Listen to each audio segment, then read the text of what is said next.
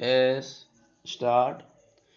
अध्यक्ष महोदय, शिक्षा के माध्यम के संबंध में इस सदन में कई सदस्यों ने अपने विचार रखे हैं।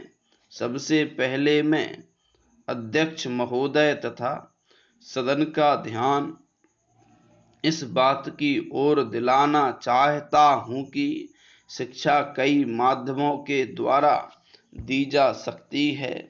जितनी विचारधाराएं शिक्षा के माध्यम के संबंध में हैं, चाहे प्रकृति का सौंदर्य हो, चाहे ललित कला हो, चाहे खेल कूद हो, चाहे श्रम हो और चाहे भाषा हो, उन सभी माध्यमों का इस्तेमाल करके हमें अपने विद्यार्थियों को ऐसी शिक्षा प्रदान करनी चाहिए जिससे उनके व्यक्तित्व का चहुमुखी विकास हो सके।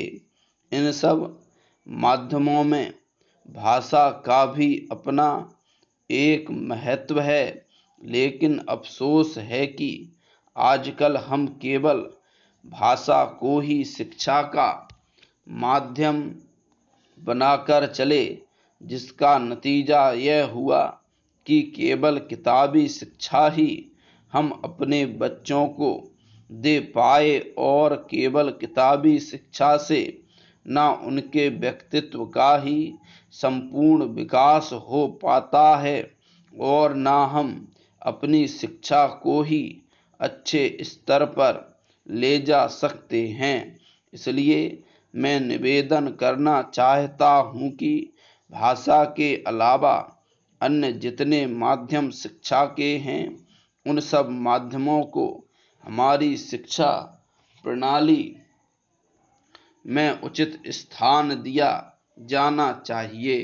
प्राचीन जहाँ तक भाषा का प्रश्न है, दुनिया के सारे शिक्षा शास्त्री और हमारे कमीशन में भी जो शिक्षा शास्त्री थे, उनकी भी यही राय थी कि शिक्षा का माध्यम अगर कोई भाषा हो सकती है तो वह मातृभाषा हो सकती है। मातृभाषा के अतिरिक्त अगर अन्य किसी भाषा में शिक्षा दी जाती है तो वह शिक्षा अच्छी नहीं कही जा सकती। उसमें बच्चों की शक्ति की बहुत हानि होती है। जो शिक्षा हम मातृभाषा के माध्यम से 5 साल में दे सकते हैं, वह दूसरी भाषा के माध्यम से हम 15 साल में भी नहीं दे सकते। यदि यह बच्चे की मातृभाषा नहीं है तो उस भाषा में शिक्षा प्राप्त करने के लिए बच्चे को बहुत अधिक अतिरिक्त मेहनत करनी पड़ेगी तथा अधिक समय भी देना पड़ेगा, जबकि मातृभाषा के माध्यम से वह बहुत कम समय में और बहुत कम मेहनत से शिक्षा प्राप्त कर सकता है। इसलिए आज जो लोग कहते हैं कि शिक्षा का माध्यम अंग्रेजी रखा जाए, वह देश की शिक्षा के बहुत बड़े दुश्मन हैं, क्योंकि मातृभाषा को छोड़कर अगर अंग्रेजी में शिक्षा दी जाती है तो शिक्षा का कभी भी विकास नहीं हो सकता।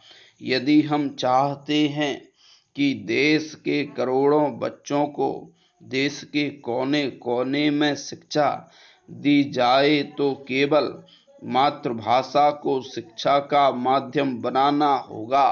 प्राचीन हमारे कुछ दक्षिण के भाई हिंदी से नाराज हैं, लेकिन अंग्रेजी से उनका मोह हमारी समझ में नहीं आता। अंग्रेजी से मोह केवल कुछ लोगों को ही है। सारे दक्षिण भारत के लोगों को अंग्रेजी से मोह नहीं है। अंग्रेजी से मोह केवल उन्हीं लोगों को है जिन्होंने बहुत पहले अंग्रेजी की शिक्षा प्राप्त की थी और जो आज हमारी सरकारी सेवाओं में ऊंचे पदों पर हैं। स्टॉप।